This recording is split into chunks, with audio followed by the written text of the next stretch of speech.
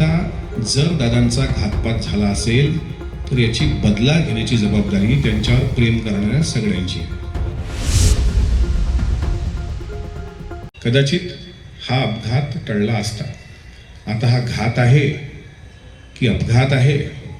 विमान जे आलं जे होतं त्या कंपनीवर 1 वर्षापासून बंदी होती.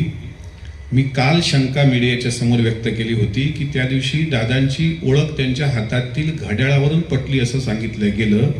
मात्र आज तोही मुद्दा खोडला गेलेला आहे की घड्याळावरून ओळख पटली नाही तर त्यांच्या अंगात असलेल्या पांढऱ्या कपड्यावरून ती ओळख पटली असं पण सांगितलं गेलं.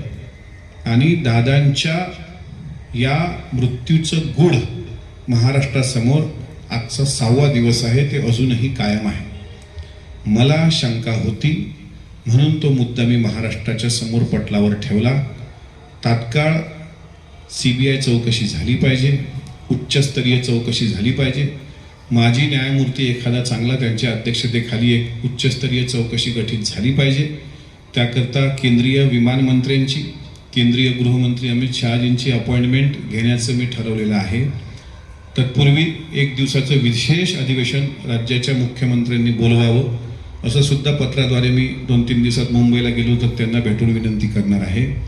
आता जर दादांचा घातपात झाला असेल तर याची बदला घेण्याची जबाबदारी त्यांच्यावर प्रेम करणाऱ्या सगळ्यांची आहे. बदला घेणं म्हणजे आपल्याला काही ढाल तलवारी काढून संताजी धनाजी जसे पेटून उठले होते औरंगजेबाच्या तंबूचे कळस कापायला तसं करायचं नाही आहे.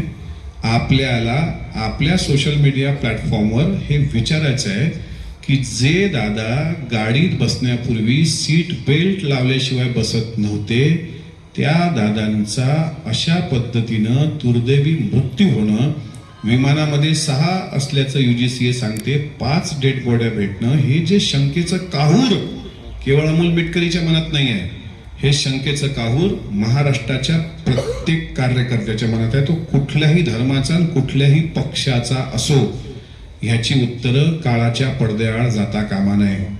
कारण ताश्कंद कराराच्या वेळेस लाल बहादूर शास्त्रीच्या विमानाची दुर्घटना झाली, ते गुण अजूनही देशाच्या समोर आलं नाही. अजितदादांचं प्लेन क्रॅश झाल्याच्या ठिकाणी आम्ही गेलो.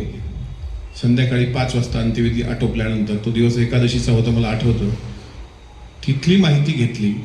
तिथल्या सरपंचांनी असं स्टेटमेंट दिलं होतं की कोणीतरी विमानातून उडी मारण्याची धडपड करत होतं, आम्ही त्याला वाचवायला गेलो तो अचानक स्फोट झाले आणि मग नंतर कळलं 5 मृतदेह त्या ठिकाणी सापडले. UGCA म्हणते की विमानात 6 लोक गेली, सापडतात प्रत्यक्षात 5. अवतीभोवती जी कागदपत्र आहेत ती कुठे जळलेली नसतात. जो पायलट पूर्वीचा असतो, सिंग नावाचा माल, बरोबर, पूर्वीचं सिंगच आहे, त्याच्यानंतर कपूर नावाचा पायलट तिथे येते. क्रू पायलट म्हणून ती माळी नावाची मुलगी त्या ठिकाणी असते. आणि दादांसोबत विदीप जाधव त्यांचे सुरक्षा रक्षक, ते सुद्धा त्या दिवशी याच्याकरता गेले होते कारण त्यांचं मूळ गाव बारामतीपासून जवळ असल्यामुळे प्रवासाचा वेळ वाचावा म्हणून ते त्या दिवशी त्यांच्यासोबत होते. मी काल 27 जानेवारी